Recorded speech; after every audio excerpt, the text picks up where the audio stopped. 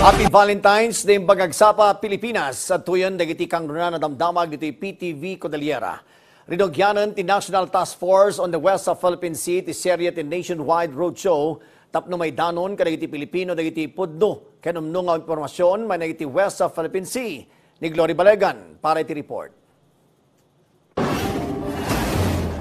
Kalpasan dagiti international ken national audience, tarigagay ita ti National Task Force on the West Philippine Sea, ang maipalawag kadagiti umili iti grassroots level, dagiti karbangan ken interes ti pagilyan iti naba ng a West Philippine Sea. Hindi lang naman po yan ng territorial dispute, hindi naman din po sovereignty issue yan. May mga usaping ekonomiya din po yan. Lahat tayo ay meron tayong stake dito sa issue na to, dito sa usapin ng West Philippine Sea.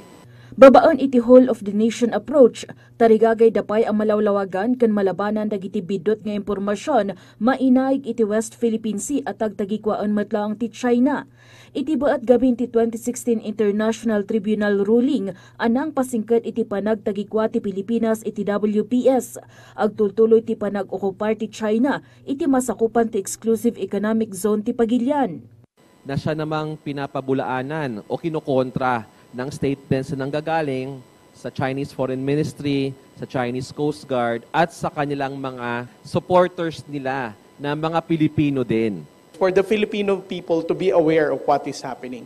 Ito po ang talagang pangunahing objective ng ating transparency. Inyo na unay ti task force nga adda pakasaanan dagiti amin a Pilipino iti West Philippine Sea.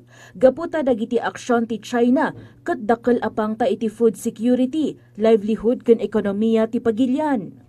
Pag nakahanap tayo ng oil dyan at magamit natin, that can potentially change our lives. The lives of every Filipino. That's the blue economy. Malaksid iti nairtengan nga information dissemination. Agtultuloy met dagiti dadu mga inisyatibo ti National Task Force on WPS. Karaman dito ti modernisasyon dagiti kagawaan ti Armed Forces of the Philippines ken ti Philippine Coast Guard tapnong babaulanda ang masalwadan ti nasa o teritoryo ti Pagilian. To make sure na ang mga mangingisdang Pilipino pag pumunta sa Baho de Masinloc ay atin pong masasamahan at sisiguraduhin po ang kanilang kaligtasan at makakapangisda po sila rito ng malaya. Glory Balegan para iti Pambansang TV, iti Baro, a Pilipinas.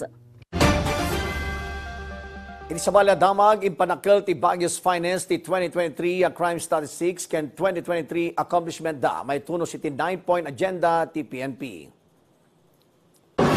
Iti 2023, agpada bimabati index ken non-index crimes no idilig iti 2022.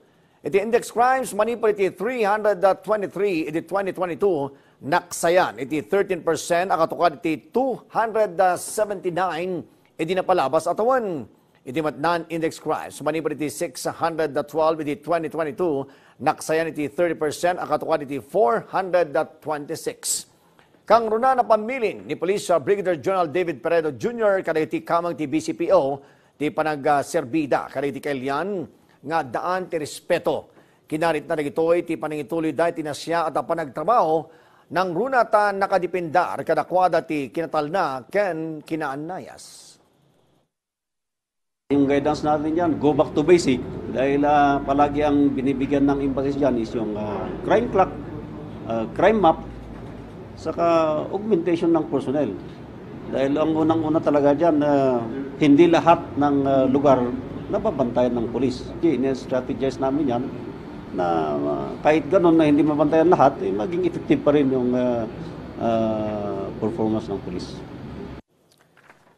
Kabayatan na naibida tilaing dagiti Ilocosurians ti street dancing competition apaset tagtultuloy a selebrasyon ti Ilocosur Festival 2024. Tunggal delegasyon kat nangipakita iti laing da amang sala iti opisyal at tukar ti Ilocosur Festival. Ngamsal na tamot anapukaw ti tradisyon ken kultura ti Ilocosur tatunggal performance kat natipunan iti agdudumang pakasaritaan, partikular iti produkto nga ipanpanakkel ti lugar da. The street dancing showdown competition nagunod iti Ili a San Juan ti kampyonato ken isuda pa iti best in production design.